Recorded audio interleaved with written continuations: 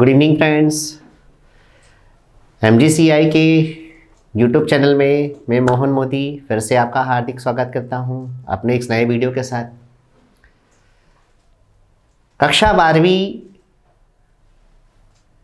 का हिंदी आरोह भाग 2 हम लोग पढ़ रहे हैं और इसी के अंतर्गत हम लोग काव्यखंड पढ़ रहे हैं। काव्यखंड में अब तक मैं 30% सिलेबस जो कि इस साल रिड्यूस हुआ है उसे हटाकर चैप्टर 8 तक लास्ट लेक्चर में कंप्लीट कर चुका था। आज के लेक्चर में हम इसी को आगे कंटिन्यू करते हैं, चैप्टर नंबर 9। तो समझते हैं चैप्टर नंबर 9। देखिए, फिराक गोरखपुरी राइटर है हमारे। फिराक गोरखपुरी जो है इनकी 2 रचनाएं हमारे सिलेबस में हैं, रुबाइयाँ और गज़ल। रुबाइयाँ और गज़ल दो, जिस प्रकार से बाकी हिंदी की विधाएं होती हैं, काव्यखंड के अंदर हम बात करते हैं तो अलग अलग प्रकार से, जैसे पद होते हैं, छंद होते हैं, दोहा देखा हम लोगों ने, चौपाइयाँ देखी हैं। इस प्रकार से जो अलग अलग प्रकार की काव्यखंड की विधाएं हमने देखी हैं, उसी तरह से रुबाइयाँ और गज़ल भी 2 इसी प्रकार की काव्यखंड की जो है वह विधा कहलाती है। तो हम रुबाइयाँ और गज़ल के बारे में पढ़ते हैं। देखिए, रुबाइयाँ आपके सामने, कि रुबाइयों में हम क्या पढ़ेंगे, ध्यान दीजिएगा। फिराक गोरखपुरी की रुबाइयाँ हमारे सामने। देखिए, रुबाइयाँ जो हैं, ये खास बात इसकी जो है वो देखने वाली है कि इसमें पहला, तीसरा और आखिरी चरण, देखो आप ध्यान से, पहला वाला चरण में भी और दूसरे वाले चरण में भी और आखिरी वाले चौथे चरण में भी पहला, दूसरा और चौथे लाइन की लास्ट मात्राएं, आखिरी की मात्राएं एक जैसी होंगी। रुबाइयाँ की विशेषता है ये कि पहली लाइन की आखिरी, दूसरी लाइन की आखिरी और चौथी लाइन की आखिरी की मात्रा, आखिरी मात्रा एक जैसी होगी। तीसरी लाइन की मात्रा अलग जाती है। तीसरी लाइन की मात्रा पहली, दूसरी, चौथी जैसी नहीं होती है। तो देखिए, 3 रुबाइयाँ हमें दे रखी हैं। पहली रुबाइयाँ में 4 लाइन, उसके आगे की 4 लाइन है ना, ये मैं आपके सामने रख रहा हूँ, पढ़ के भी बता रहा हूँ। आंगन में लिए चांद के टुकड़े को खड़ी, हाथों पे झुलाती है उसे गोद भरी, रह रह के हवा में जो लोका देती है, गूंज उठती है खिलखिलाते बच्चे की हंसी। नहला के छलके छलके निर्मल जल से, उलझे हुए गेंसुओं में कंघी करके, किस प्यार से देखता है बच्चा मुँह को, जब घुटनियों में लेके है पहनाती कपड़े। ये थी पहली रुबाई। अब आगे समझते हैं कि रुबाई जो है, हालांकि रुबाइयाँ उर्दू और फारसी का छंद लेखन शैली है। उर्दू भाषा और फारसी भाषा के छंद जो हैं वो इस प्रकार से रुबाइयों के अंदर लिखे जाते हैं।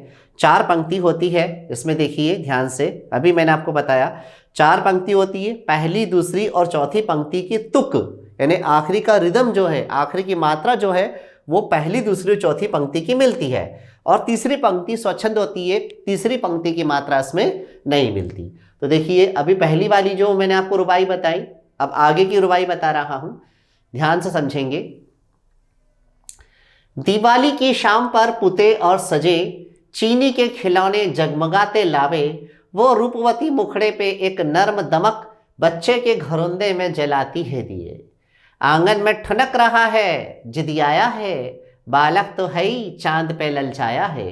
दर्पण उसे देख के कह रही है माँ, देख आईने में चांद उतर आया है। ठीक है, बहुत प्यारी सी बात। फारसी और उर्दू भाषा की रुबाइयाँ होती हैं। हालांकि देखिए, आपके लिए इसमें 3 अलग अलग प्रकार के जो है घटनाओं, 3 अलग अलग प्रकार की छोटी छोटी बातों का वर्णन यहाँ पे किया गया है। रक्षाबंधन की सुबह रस की पुतली, छाई है घटा गगन की हल्की हल्की, बिजली की तरह चमक रहे हैं लच्छे, भाई के है बांधती चमकती राखी। ठीक है, चलिए बढ़ते हैं आगे। फिर ये तो हमारी रुबाइयाँ थी जिसमें हम लोगों ने दीपावली का वर्णन समझा, दीपावली का वर्णन, राखी का वर्णन और छोटे से बच्चे को प्यार से माता का दुलार देना, उसे गोद में लेके खिलखिलाना, हंसाना, ये इसमें हमने रुबाइयों में 3 अलग अलग छोटी छोटी बातों को देखा। माँ बच्चे का विशेष स्नेह, फिर दीपावली का पर्व और फिर रक्षाबंधन के पर्व का रुबाइयों में वर्णन। अब फिराक गोरखपुरी की ही रचना है हमारे सिलेबस में। देखिए दूसरी रचना गजल। गजल भी एक अपनी शैली होती है गजल की, आप जानते ही हैं। गजल सम्राट जैसे कि पंकज उदासी गजल आप लोगों ने सुनी भी होगी, लेकिन फिर भी मैं आपको बता रहा हूँ गजल की एक अपनी विशेषता होती है। फिर भी समझें, ध्यान से बता रहा हूँ जो हमारे सिलेबस में है। नौ रसगुंचे पंखड़ियों की नाजुक गिरह खोले है, या उड़ जाने को रंगो बू गुलशन में परत तोले है। तारे आंखें झपकावे है, जर्रा जर्रा सोए है, तुम भी सुनो हो यारो, शब में सन्नाटे कुछ बोले है। हम हो या किस्मत हो, हमारी दोनों को एक ही काम मिला, किस्मत हमको रो लेवे है या हम किस्मत को रो लेवे हैं। बहुत प्यारी सी लाइनें, अर्थ बताऊंगा अभी कि क्या कहना चाह रहा है कवि यहां। जो मुझको बदनाम करे है, काश वे इतना सोच सके, मेरा पर्दा खोले है या अपना पर्दा खोले है। ये कीमत भी अदा करे है, हम बदरुस्ती ये होशो हवास, तो सौदा करने वाले दीवाना भी होले है। आगे देखिए क्या कहा है फिराक गोरखपुरी जी ने। तेरे गम का पासे अदब है, कुछ दुनिया का ख्याल भी है, सबसे छिपा के दर्द के मारे चुपके रोले हैं। फितरत का कायम है तवाजुन, आलम हुस्नो इश्क में भी उसको उतना ही पाते हैं, खुद को जितना खोले हैं। बहुत प्यारी सी बातें। अभी ये थोड़ी सी उर्दू और फारसी शब्दों का प्रयोग किया गया है, बताऊंगा मैं जैसे कि इनका अर्थ कराऊंगा तब उनको समझाऊंगा। अभी तो मैं बता रहा हूं कि गजल बोलने का अपना तरीका है, अपनी शैली है, उस शैली को आपके सामने रख रहा हूं। आवो ताब अशियार ना पूछो, तुम भी आंखें रखो हो, ये जगमग बैतों की दमक है या हम मोती रोले हैं। ऐसे में तू याद आए है अंजुमने मैं रिंदों को, रात गए गुर्दू पे फरिश्ते, बाबा गुना जग खोले हैं।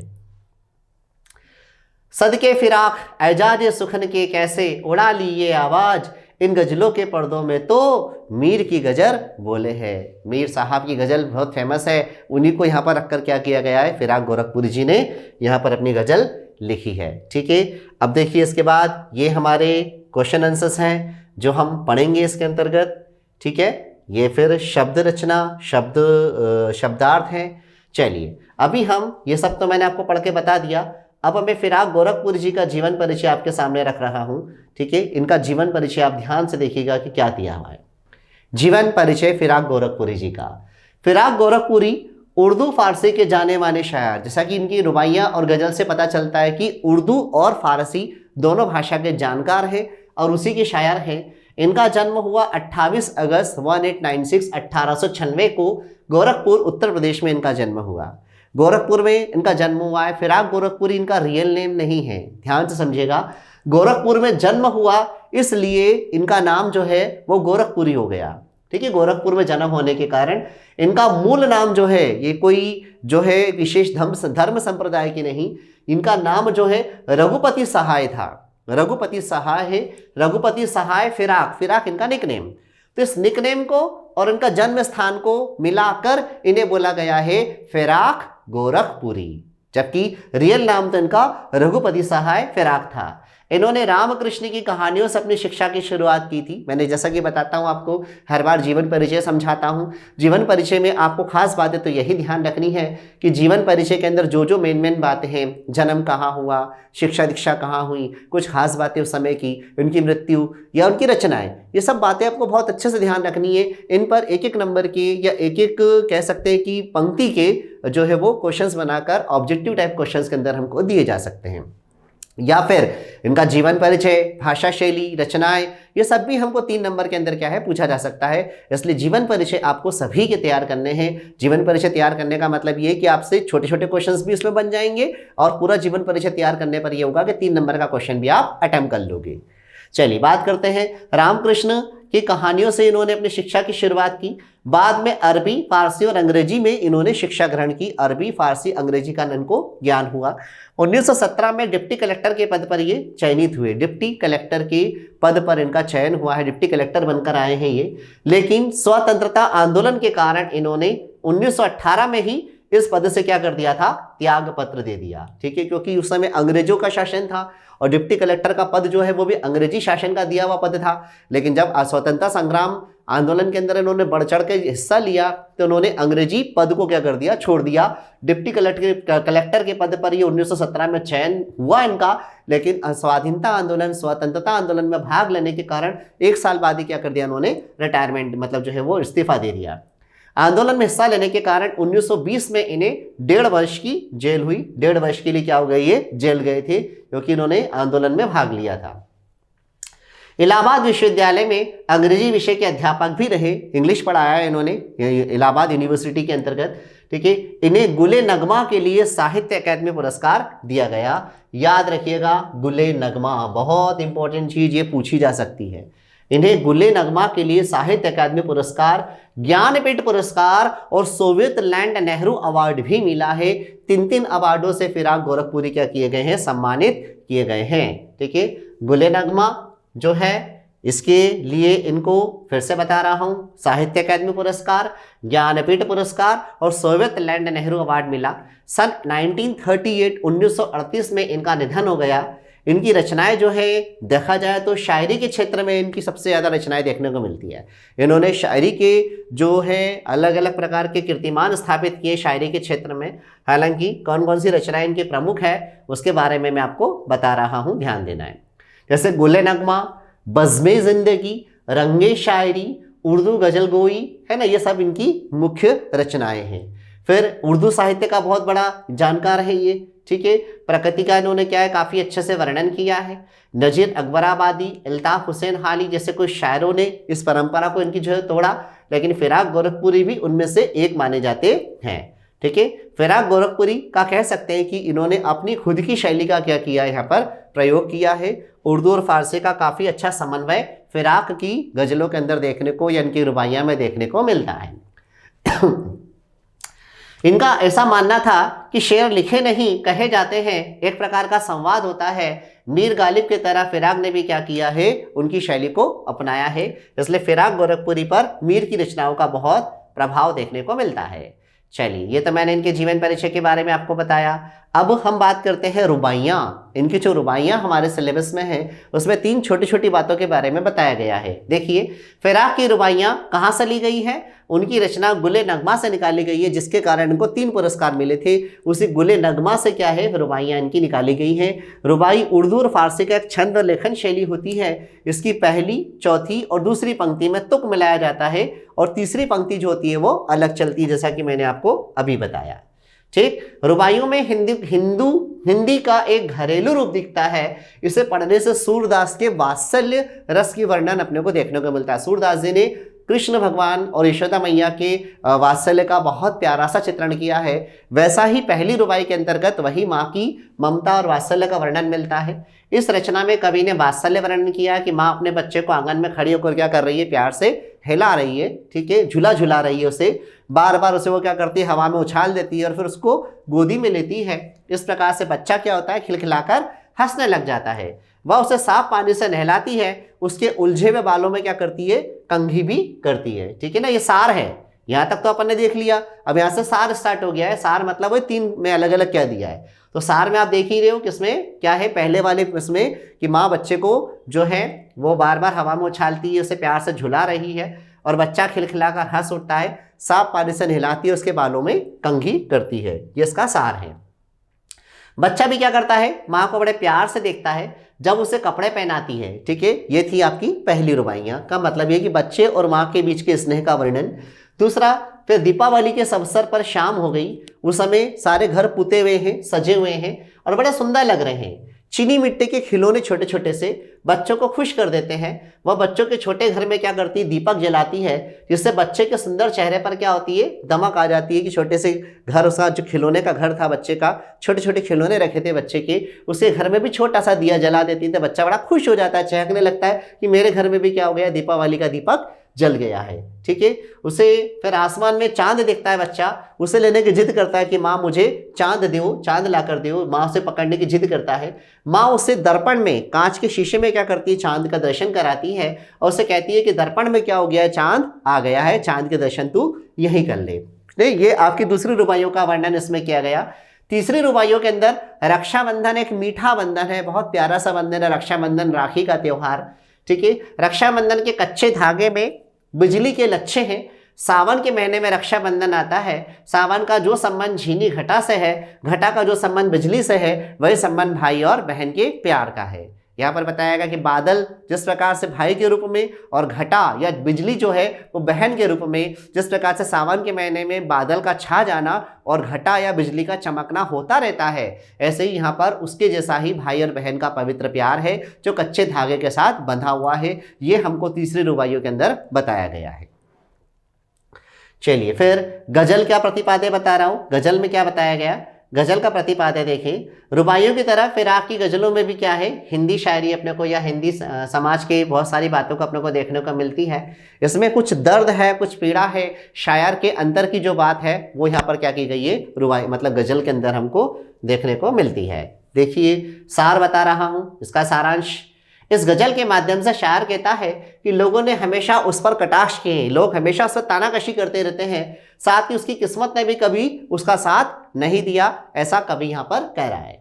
गम उसके साथ हमेशा रहा, गम मतलब दुख, दुख तकलीफ हमेशा उसके साथ रही। उसे लगता है जैसे रात का सन्नाटा उसे बुला रहा है। शायर कहता है इश्क वही कर सकता है जो अपना सब कुछ खो देता है। हर किसी के बस की बात नहीं है इश्क करना, और जिसने इश्क किया है उसने अपना सब कुछ खो दिया है। जिसमें सब कुछ खो देने का जज्बा होता है वही इश्क कर सकता है।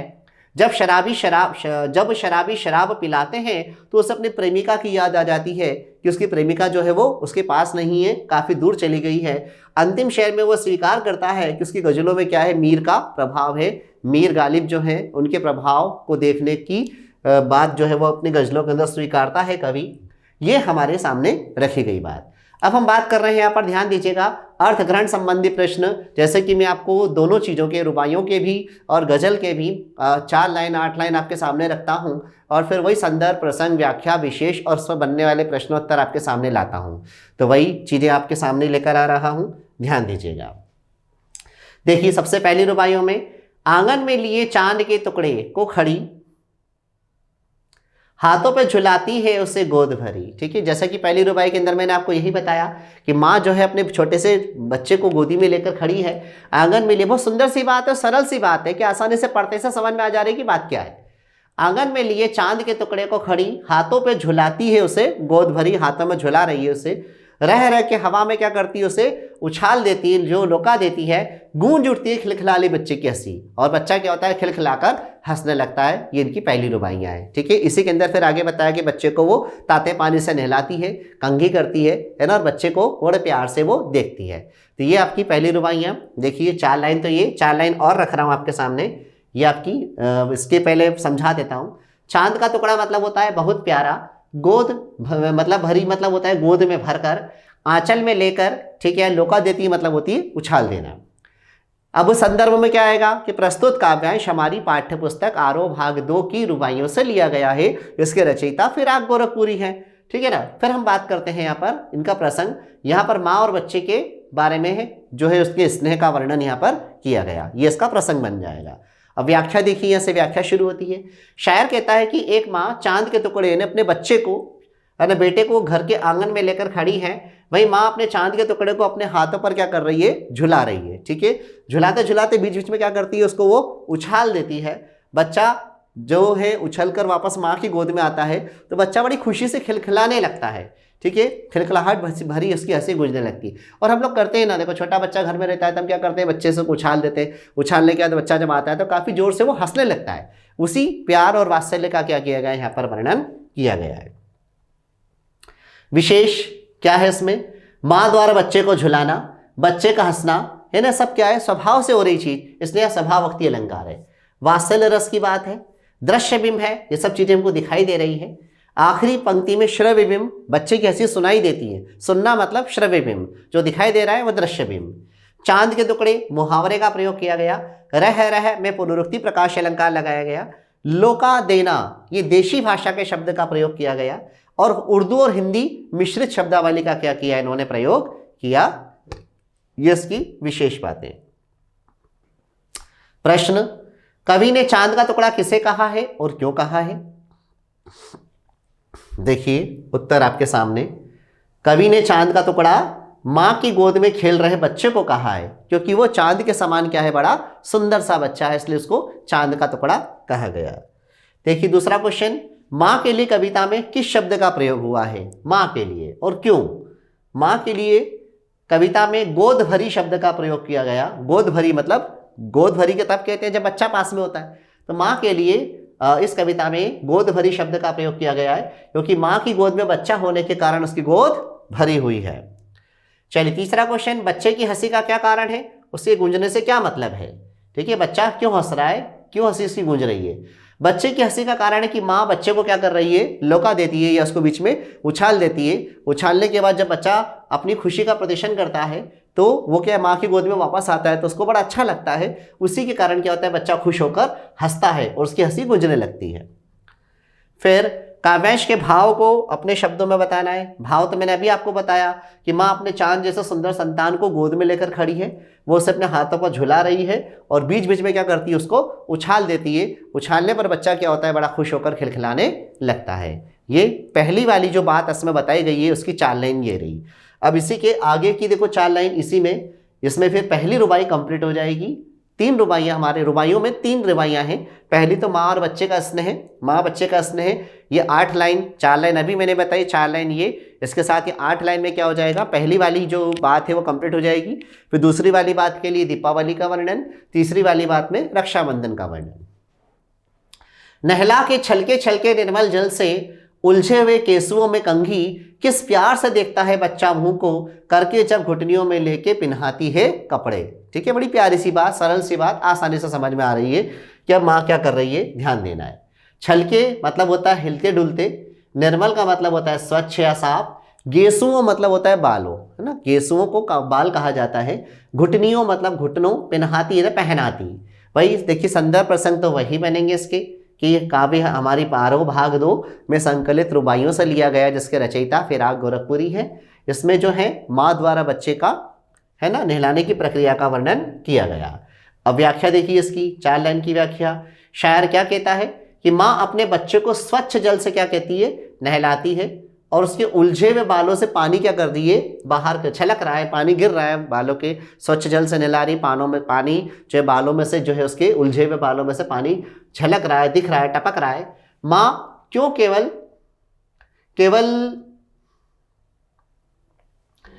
है ना, कहने का मतलब देखिए माँ क्या कर रही है यहाँ पर, बच्चे को जो है वो नहलाती है, और जब उसके बालों में कंघी करती है तो बच्चा क्या करता है, प्यार से माँ की तरफ मुंह देखता है। जब उसको वो कपड़े पहनाती है तो वो बड़े प्यार से देखता है। इसका क्या किया गया, यहाँ पर वर्णन किया गया है।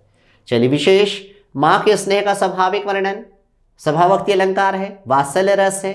छलके छलके 2 शब्द एक जैसे रिपीट हुए इसलिए पुनरुक्ति प्रकाश अलंकार है। कंघी करके क का रिपीटेशन, इसलिए यहाँ पर अनुप्रास अलंकार भी है। जब घुटनियों में लेके पिन्हाती कपड़े में लोक भाषा का प्रयोग किया गया है, जो आमतौर पर जो है वो स्थानीय भाषा होती है। उर्दू हिंदी भाषा के मिश्रित शब्द, दृश्य बिंब है, दिख रहा है हमको, और ये चीज़ क्या है, रुबाइयाँ छंद है। ये इसकी विशेष बातें हम लोगों ने समझी। चलिए वही 4 प्रश्न इसी पर आधारित। माँ बच्चे को किस प्रकार नहलाती है? चलिए इसका आंसर समझते हैं कि माँ बच्चे को किस तरह से नहलाती है। माँ बच्चे को स्वच्छ जल से नहलाती है, और पानी के छलकने से बच्चा क्या होता है, बड़ा खुश होता है, पानी जब हिलता है तो। ठीक, नेक्स्ट फिर माँ बच्चे की कंघी कैसे करती है? ठीक है, माँ बच्चे की कंघी कैसे करती है? माँ बच्चे के उलझे हुए बाल, जब उसके बाल उलझे हुए रहते हैं, उसमें से पानी टपक रहा होता है, तब उसे कंघी करती है। बच्चा कब अपनी माँ को प्यार से देखता है? देखिए जब माँ बच्चे को अपने घुटने में लेकर क्या करती है, कपड़े पहनाती है उसको, तो बच्चा क्या करता है, इसको बड़े प्यार से देखता है अपनी माँ को। बच्चा अपनी माँ को किस प्रकार से देखता है?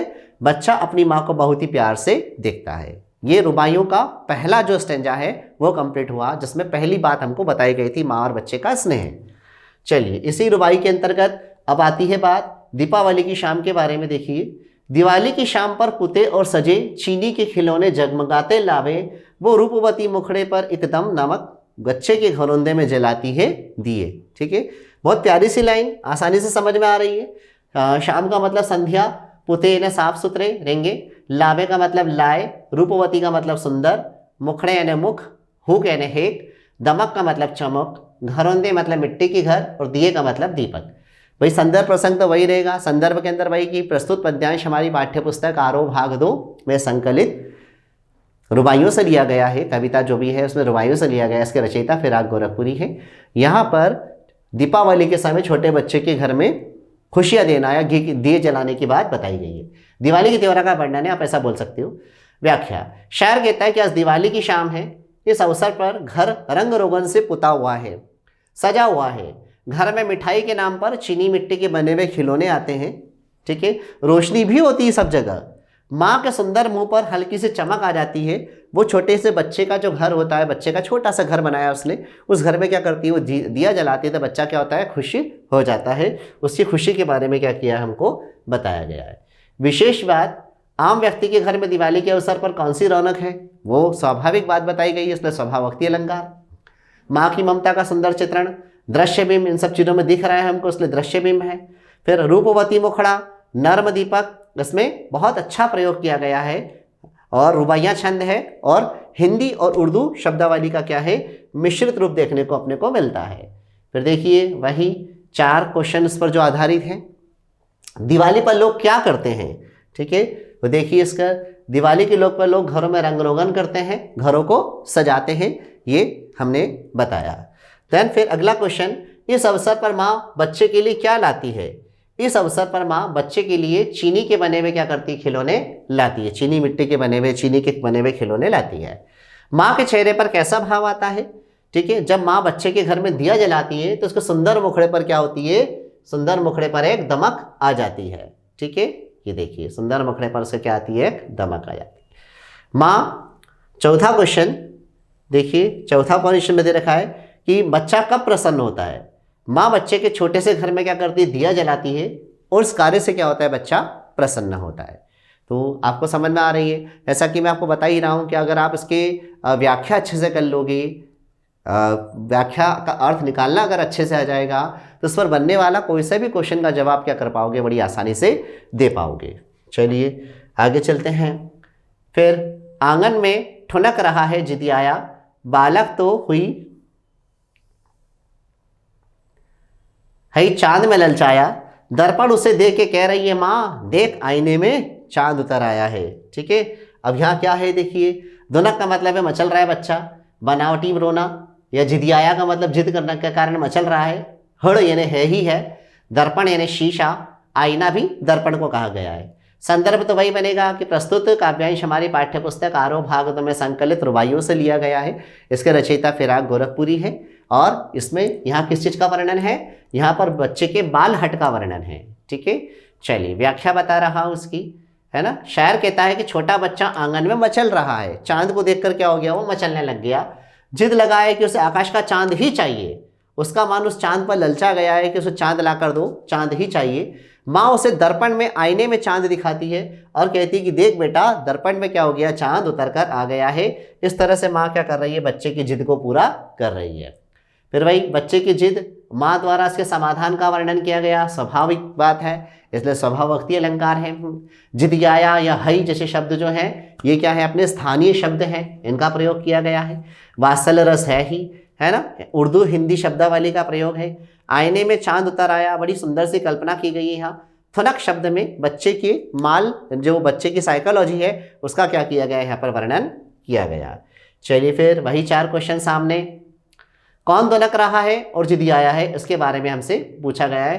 कौन दुनक रहा है या कौन जिदियाया है, तो देखिए कौन दुनक रहा है, यहाँ पर बच्चा दुनक रहा है या बच्चा जिदियाया हुआ है, क्योंकि वो जिद पकड़ ली उसने। बाल मनोविज्ञान के किस पक्ष का वर्णन हुआ है, इसके बारे में आपको बता रहा हूँ।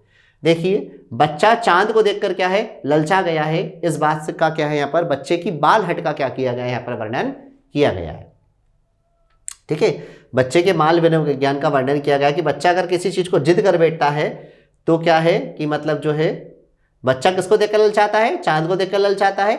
और बच्चा अगर किसी चीज़ को हट कर लेता है, किसी बात की जिद कर लेता है, तो इस प्रकार के बाल मनोविज्ञान, चाइल्ड साइकोलॉजी का क्या किया गया, यहाँ पर वर्णन हमारे सामने किया गया है।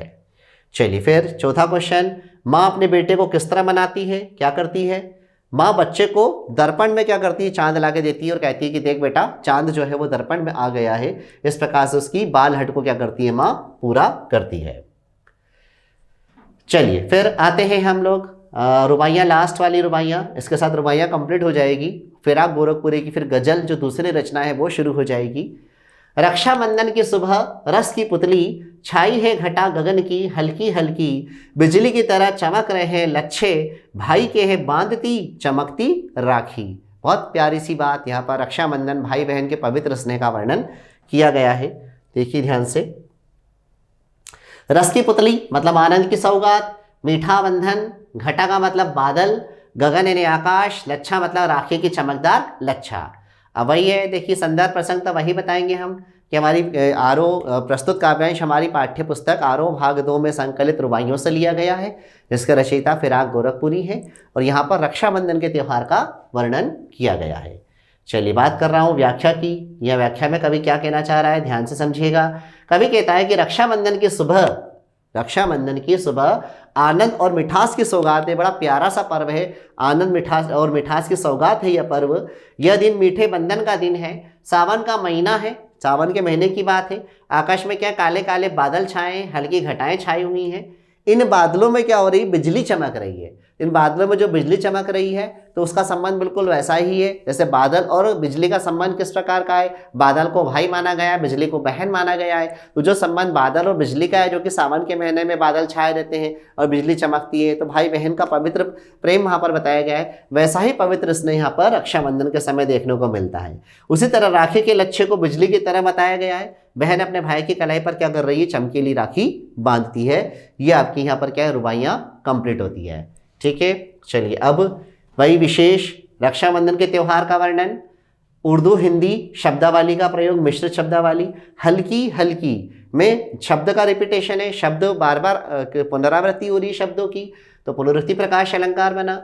बिजली की तरह है ना, हमने उपमा दी, बिजली के जैसी, बिजली की तरह, तो वहां पर जो है उपमा अलंकार बन गया। प्रसन्न बालिका को रस की पुतली बताई गई और रुबाई छंद का क्या किया गया, यहाँ पर प्रयोग किया गया है।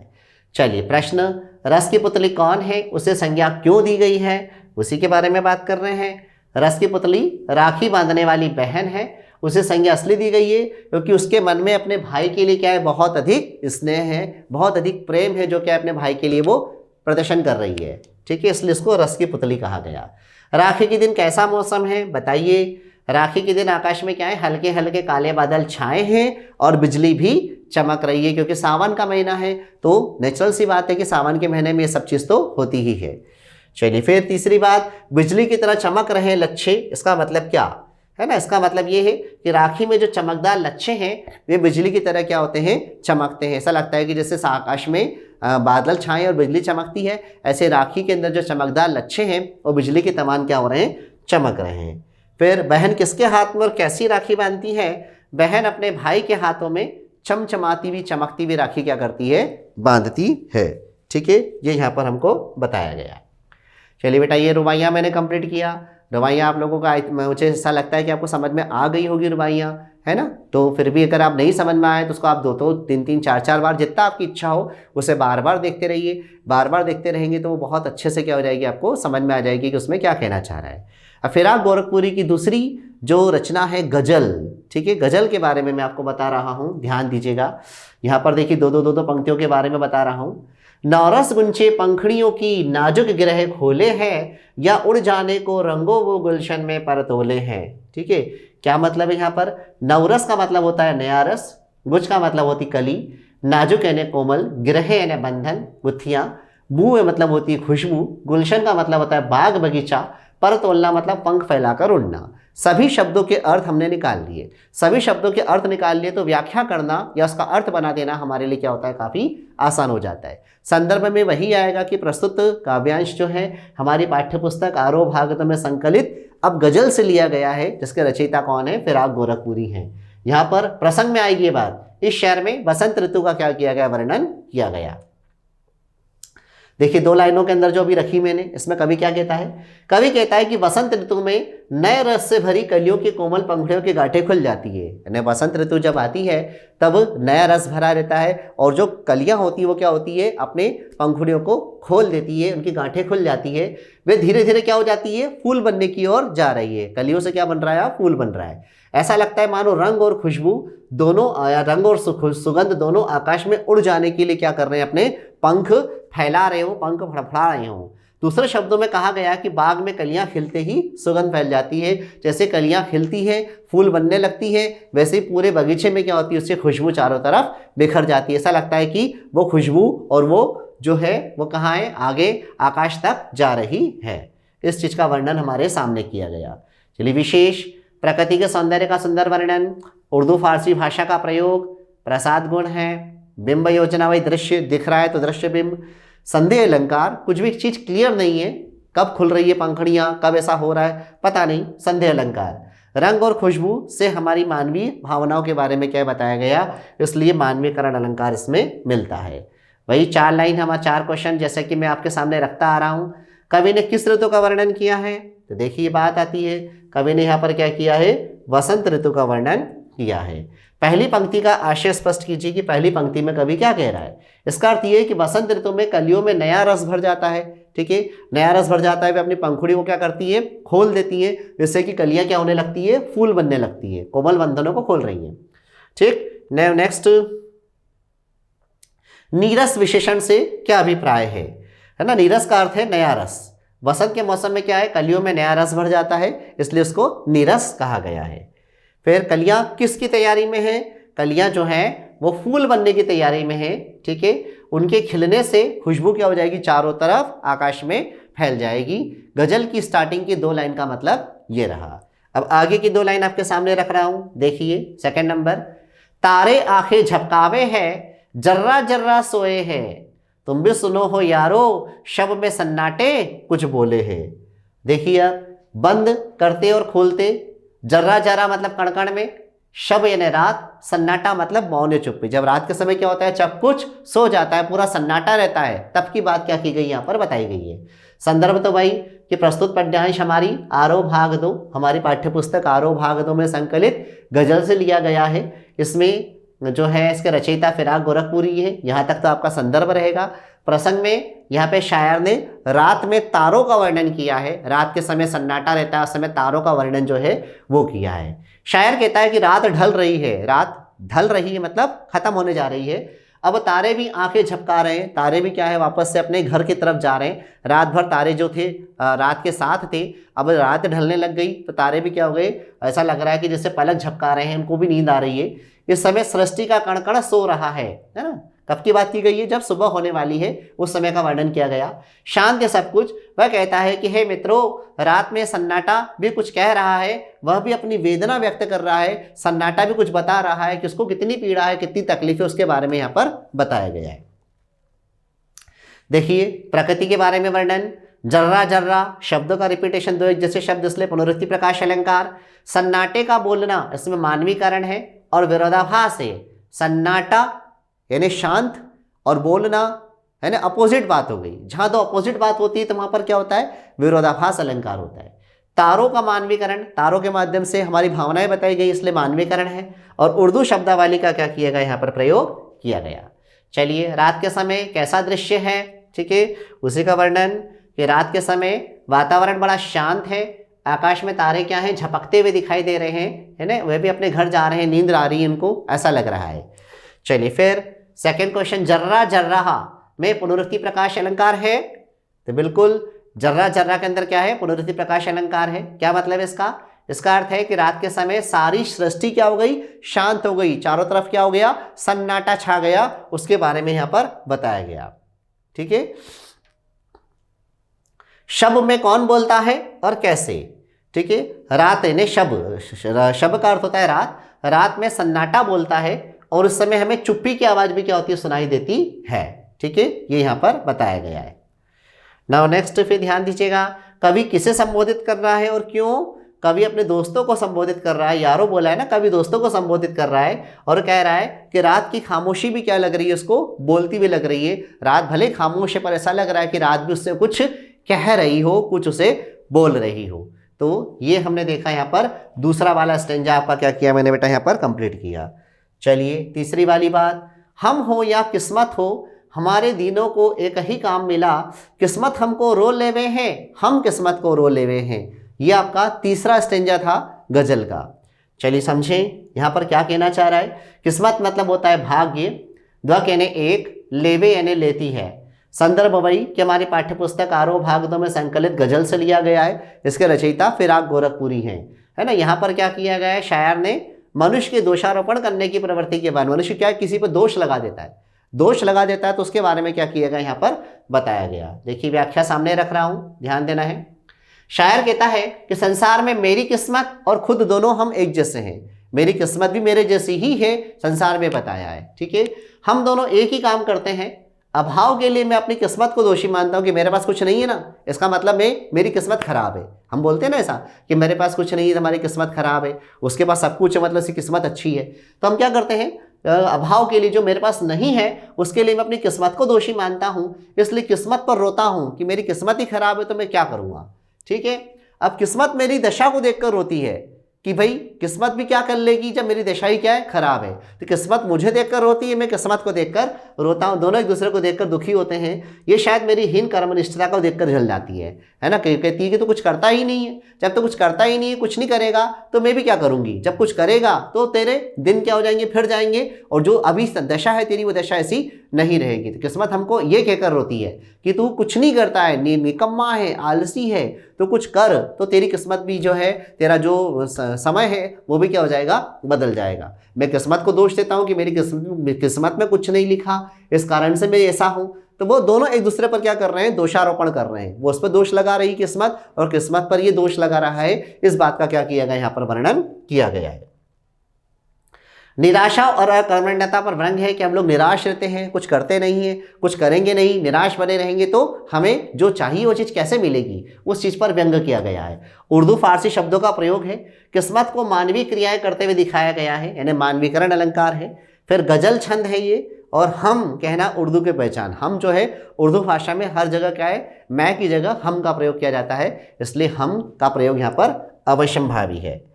चलिए फिर कवि किस किस को समान बताता है, इसमें बताया गया है, ठीक है। प्रश्न ये रहा, चलिए समझते हैं हम लोग, है ना। कवि ने स्वयं और भाग्य को एक जैसा बताया, किस्मत को और स्वयं को एक जैसा बताया कि वो और किस्मत एक जैसे हैं।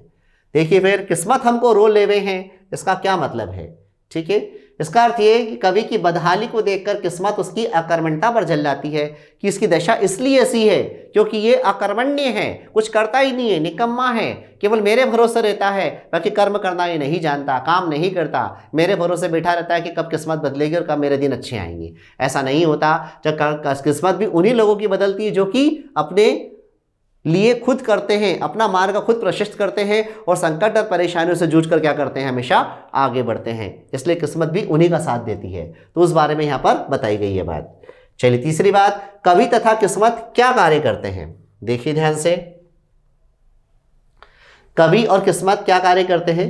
कवि अपनी दयनीय दशा के लिए भाग्य को दोषी ठहराता है और किस्मत उसकी अकर्मण्यता को देखकर झल्लाती है। दोनों एक दूसरे को क्या करते हैं, जिम्मेदार ठहराते हैं, दोनों एक दूसरे पर दोष लगाते हैं। फिर कवि ने मानव स्वभाव के बारे में किस सत्य के बारे में बताया। कवि क्या कहना चाह रहा है यहाँ पर, कवि ने अपने माध्यम से मानव स्वभाव के बारे में उस सत्य का बारे में बताया कि किसी भी प्रकार की अभावग्रस्तता होने पर भी वह किस्मत को ही क्या करते हैं, हम लोग दोषी ठहराते हैं। हम मानव होते ही ऐसे हैं कि हम काम तो करते नहीं हैं, मेहनत तो हमसे बनती नहीं है, मेहनत करते नहीं है, बल्कि हमारी अगर दशा खराब है तो हम क्या करते हैं, किस्मत पर दोष लगाते हैं कि हमारी किस्मत ऐसी है। जबकि सही बात ये नहीं है। अगर आप मेहनत करोगे और अपनी मेहनत से आगे बढ़ोगे तो किस्मत आपका साथ देगी, किस्मत भी आपकी बदल जाएगी। जो आपकी दशा है वो बदली कि किस्मत आपकी बदली। तो ये कहने का मतलब किस्मत हमारी अकर्मण्यता पर क्या करती है, हमको दोषी मानती है और हम अपनी दशा को देखकर क्या करते हैं, किस्मत को दोष देते हैं। इस बारे में ये बताया गया कि दोनों एक दूसरे पर क्या कर रहे हैं, दोषारोपण करते हैं। इस बारे में यहाँ पर हमको बात बताई गई है। चलिए आज के लिए चौथा वाला एक और बता देता हूं मैं आज, बाकी फिर पांचवें से हम कल के लेक्चर में देखेंगे, ठीक है। तो ये चौथा वाला एक और समझ लीजिए। जो मुझको बदनाम करे है, काश वे इतना सोच सके कि मेरा पर्दा खोले है या अपना पर्दा खोले है। देखिए बहुत प्यारी सी बात, शब्दार्थ है ना। कांटा मतलब होता है ऐसा हो सकता हो तो, यर्दा यानी रहस्य। वही संदर्भ तो ये कि हमारी पाठ्य पुस्तक आरोह भाग 2 में संकलित गजल से लिया गया है, जिसके रचयिता कौन है, फिराक गोरखपुरी हैं।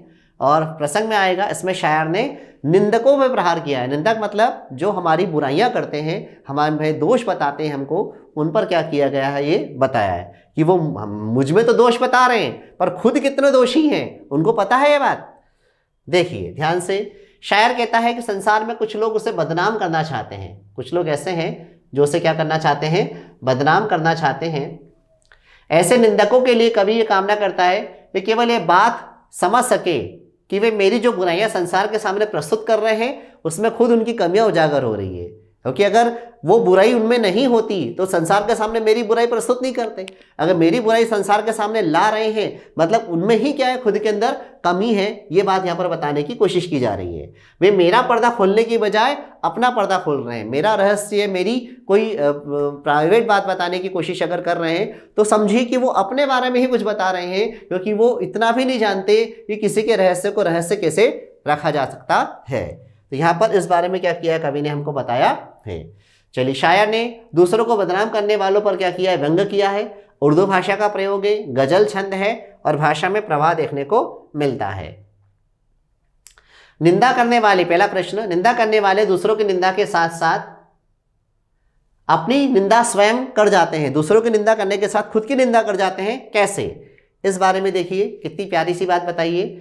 निंदक जो है किसी की बुराइयां जब दूसरों के सामने प्रस्तुत करते हैं तो उसमें वो अपनी कमियां ही क्या करते हैं, सामने वाले को बता देते हैं। इस प्रकार से वे अपनी निंदा क्या करते हैं, स्वयं कर जाते हैं। क्योंकि दूसरों की बुराई तो कर ही रहे हैं, सामने वाला तो यही समझेगा ना कि ये दूसरों की बुराई कर रहा है, मतलब ये खुद ही क्या है, बुरा है।